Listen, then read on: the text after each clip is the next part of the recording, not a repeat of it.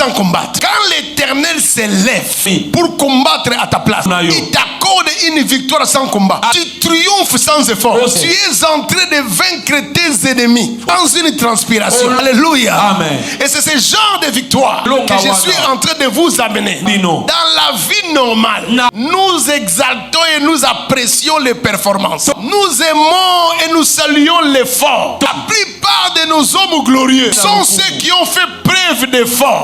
Ils ont fait preuve de mérite. Ils ont fait preuve de combativité. En Christ et à cause de Jésus, Dieu nous amène à une autre spécialité de victoire où tu peux vaincre sans combattre. Tu peux vaincre sans blessure. C'est ça la signification de nous sommes plus que vainqueurs. Quand l'apôtre Paul dit dans Romains au chapitre 8 au verset 37, il dit que nous sommes plus que vainqueurs à cause de celui qui nous a aimés. Peut-être que nous les confessons à tout moment, mais nous ne rendons pas compte de la profondeur de ce texte. Qu'est-ce que signifie être plus que vainqueur? De prime abord, je me dirais à une personne que Romains 8, 37, c'est le seul verset où nous trouvons l'expression plus que vainqueur dans toute la Bible, que ce soit dans l'Ancien ou dans le Nouveau Testament. Le mot plus que vainqueur, tu ne trouveras ça que dans Romains 8, 37. Et ce mot qui a été traduit en grec parle d'une victoire hors norme, une victoire hors règle.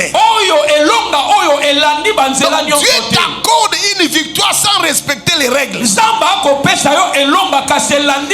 respecter les normes. L'expression plus que vainqueur parle d'une victoire excessive, d'une victoire au-delà de la normale, une victoire exceptionnelle. En réalité, l'expression plus que vainqueur veut parler d'une victoire qui va au-delà de la victoire. Mais pourquoi cette expression? Quand vous lisez dans Romains 8 au chapitre 32, la Bible dit si Dieu est pour nous, qui sera contre nous? Si Dieu est de notre côté, qui est cet ennemi qui peut oser nous combattre? Lui qui n'a pas épargné son fils, son propre fils, et qu'il a livré pour nous tous, comment ne nous donnera pas toutes choses avec lui? C'est pourquoi dans toutes ces choses, nous sommes plus que vainqueurs à cause de celui qui nous a aimés. Dieu a tant aimé le monde qu'il a envoyé son fils unique, afin que quiconque croit en lui ne périsse pas, mais qu'il ait la vie éternelle. En fait, la présence de Jésus à la croix, c'était pour nous aider à entrer dans cette dimension de victoire. Une victoire où tu ne te bats pas, mais tu remportes la victoire parce qu'il y a quelqu'un qui se bat pour toi. On est plus que vainqueur parce qu'il y a quelqu'un qui s'est battu et nous a offert la victoire comme un trophée. À la croix, Jésus est allé se battre. À la croix, Jésus est allé combattre. Il a pris notre place. Il a accompli Genèse 3:15 que la postérité de la femme écrasera la tête du serpent. Il est allé à Golgotha. Golgotha, qui signifie lieu de crâne. La postérité de la femme écrasera la tête. Les crânes se trouvent au niveau de la tête. Il a accompli la prophétie. Il a écrasé la tête du diable et nous a donné la victoire. C'est comme un champion qui accepte de monter sur le ring, affronter un ennemi fâché. fâché. Il est bas. Il est bas. Mais malgré qu'il est bas, il a des blessures. Il a des cicatrices. Mais quand il fait le chaos final, on lui donne le trophée et la ceinture.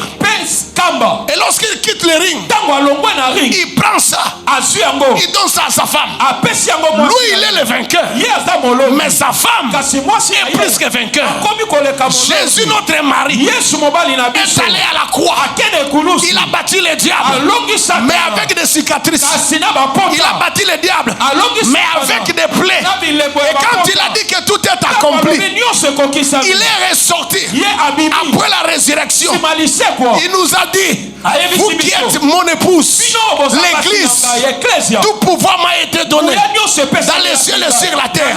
Prenez le trophée. Allez-y maintenant vaincre le diable.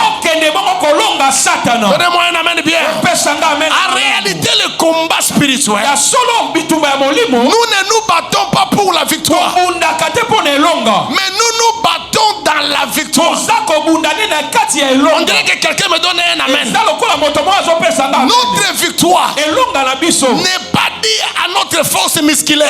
Notre victoire est due à notre position d'épouse, à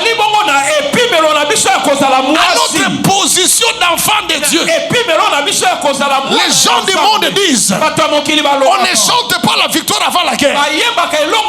Mais comme Jésus a vaincu pour nous, nous pouvons chanter la victoire avant la guerre. Je suis venu dire à quelqu'un: si tu es venu avec un problème, tu repartiras avec la solution. Car tout est accompli, a été déclaré à la croix. Si tu es venu avec la maladie, tu repartiras avec la guérison. Parce que tout est accompli, a été libéré à la croix. Si tu es venu avec la pauvreté, tu repartiras avec la prospérité. Parce que tout est accompli, a été libéré à la croix. Si Jésus a vaincu, et il n'a pas vaincu pour lui, je rappelle, Jésus n'est pas allé à la croix pour vaincre le diable. Parce qu'avant la croix, Jésus chassait les démons. Avant la croix, Jésus terrassait les démons. Vous me regardez comme si je parlais de quelque chose de nouveau. L'ange Michael, c'est lui qui a chassé Lucifer du ciel. Il n'y avait pas la croix. L'ange Michael, c'est lui qui a pris le corps de Moïse. Il a arraché le corps de Moïse devant le diable et il n'y avait pas la croix. Lorsque Gabriel avait des problèmes, l'ange Michael est arrivé. Il a chassé le diable qui était là. Il n'y avait pas encore la croix. Quand Jésus a délivré la femme qui avait les dos courbés, il n'y avait pas la croix. Quand Jésus a guéri la femme à la perte de sang, il n'y avait pas la croix. Quand Jésus a chassé les 6 millions et les 7 millions de démons qui étaient dans le fou de Gadara, il n'y avait pas encore la croix. Donc Jésus, avant la croix, chassait déjà les démons. Mais pourquoi alors il est allé à la croix? Il n'est pas allé à la croix pour lui. Il n'est pas allé à la croix pour lui. Il n'est pas allé à la croix pour lui. Il est allé à la croix pour toi. Je dis pour toi.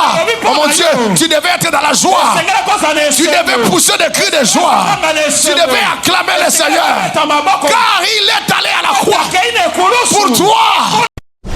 Do you believe this miracle?